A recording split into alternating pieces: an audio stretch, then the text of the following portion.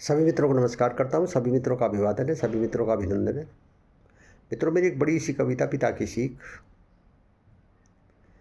और इस कविता के अब तक 99 भाग प्रसारित हो चुके हैं और 112 भाग इसके लिखे जा चुके हैं, इसलिए एक लंबी सी कविता बन चुकी है। आज मैं इसका 100वां भाग लेकर के आपके सामने आया हूँ। कविता को मैंने अपने पूज्य पिताजी को समर्पित करते हुए लिखा है, इसलिए कविता मेरी सर्वप्रिय कविता है। कविता में मैंने वर्णन करने का प्रयास किया है कि विरासत में मेरे पिता से मैंने कौन कौन से गुणों को प्राप्त किया है और कौन कौन सी शिक्षाएं मेरे पिताजी ने मुझे दी हैं, जो जीवन भर मेरा मार्गदर्शन करती रही है और हमेशा मेरे काम आती रही है। अभी भी जब कहीं कोई समस्या होती है तो एक तरह से मैं अपने पिता के शरणों में पल चला जाता हूँ और वहीं से मुझे कोई मार्गदर्शन प्राप्त होता है और उस समस्या से मैं बाहर निकल आता हूँ। कविता सच घटनाओं पर आधारित है। कविता में लिखी गई प्रत्येक बात कहीं ना कहीं कभी ना कभी मेरे जीवन में घटित हुई है, मेरे पिता ने मुझे बताई है, तो इसलिए कविता पूर्ण रूप से सच घटनाओं पर आधारित है। कविता कुछ इस प्रकार से थी। हमने सीखा है पिता से, श्रम करें और जीत ले जग, श्रम किया बेकार जग में यूं कभी जाता नहीं है, हमने सीखा है पिता से। अब इसका भाग 100वां में प्रस्तुत करता हूँ, पिता की सीख भाग 100। हमने सीखा है पिता से, चलती में जमकर तुम चलाना।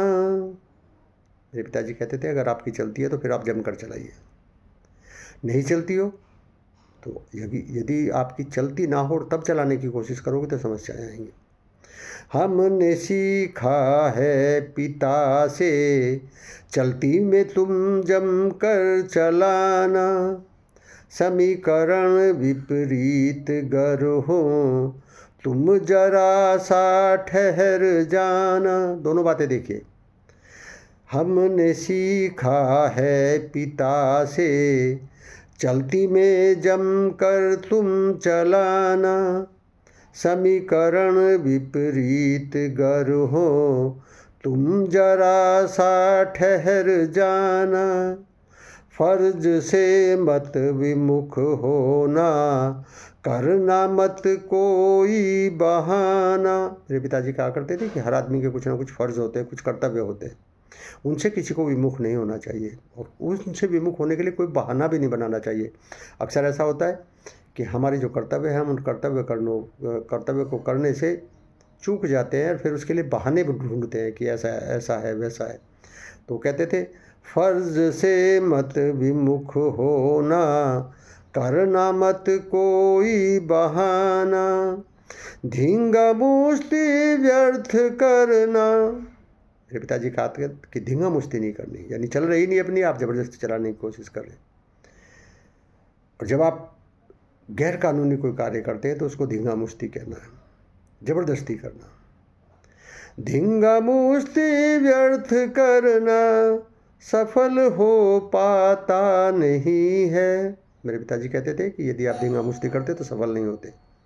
धींगा मुश्ती व्यर्थ करना सफल हो पाता नहीं है, हमने सीखा है पिता से। कैसी लगी मित्रों कविता? कमेंट करके अवश्य बताना। अच्छी लगी हो तो कविता को लाइक शेयर कमेंट कर देना, हो सके मेरे चैनल को भी सब्सक्राइब कर देना। मिलते हैं इसके अगले भाग में, तब तक के लिए बहुत बहुत धन्यवाद, बहुत बहुत आभार।